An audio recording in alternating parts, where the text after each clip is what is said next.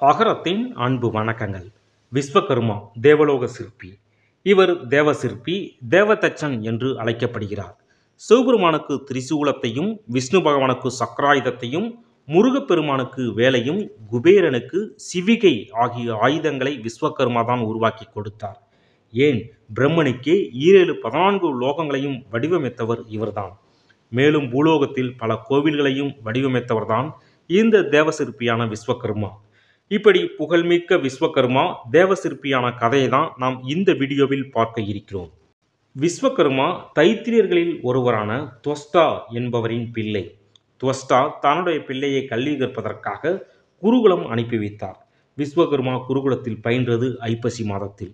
அந்த மாதம் அடைமழை காலம் என்பதால் குருகுலத்தின் கூரைகள் மழையால் ஒழுகியது.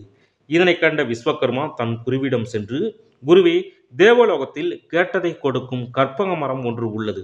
அந்த கற்பக மரத்திடம் உங்களுக்கு ஒழுகாத குடிசை ஒன்றை வாங்கி வருகிறேன் என்று கூறினார். அதனை கேட்டு மகிழ்ந்த குரு, உனக்கு வெற்றி கிட்டட்டும் என ஆசிர்வதித்தார். விஸ்வகர்மாவும் குருகுலத்தை விட்டு நடந்து வந்து கொண்டிருந்தார். அப்போது குருவின் மனைவியான குருமாதா இவரை கண்டு எங்கே செல்கிறாய் என விசாரித்தார். இவரும் நடந்தவற்றையெல்லாம் கூறினார். அதனை கேட்ட குருமாதா தனக்கு கிளியாத, சாயம் போகாத 2 ரவிக்கைகள் வாங்கி வரும்படி கூறினாள். சரி, கண்டிப்பாக வாங்கி வருகிறேன் என்று கூறிவிட்டு விஸ்வகர்மா நடக்கத் தொடங்கினார். அப்போது இவரின் எதிரே வந்த குருவின் மகன் தனக்கு 1 ஜோடி பாதுகைகள் வாங்கி வர சொன்னான். கண்டிப்பாக வாங்கி வருகிறேன் என்று கூறி மீண்டும் நடக்கத் தொடங்கினான் சிறுவனான விஸ்வகர்மா. அப்போது எதிரே குருவின் மகள் தென்பட்டாள்.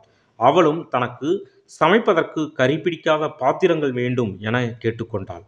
அதற்கும் தலையசைத்துவிட்டு துவஷ்டாவின் மகனான விஸ்வகர்மா நடந்து சென்றான். அப்போது எதிரே நாரதர் குறுக்கிட்டு எங்கே செல்கிறாய் என விசாரித்தார். அதற்கு அச்சிறுவன் நடந்தவற்றையெல்லாம் கூறினான். அதனை கேட்ட நாரதர், துவஷ்டாவின் குமாரனை காசி விஸ்வநாதரை உள்ளன்போடு முக்காலமும் பூஜித்தால் உன் விருப்பம் நிறைவேறும் என்றார். சரி என்றான் சிறுவன். உடனே அவரை அழைத்து கொண்டு நாரதர் காசிக்கு சென்றார். அங்கு சிறுவன் விஸ்வகர்மா அனுதினமும் 3 வேளையும் கங்கையில் நீராடி விஸ்வநாதரை பூஜித்து வந்தான்.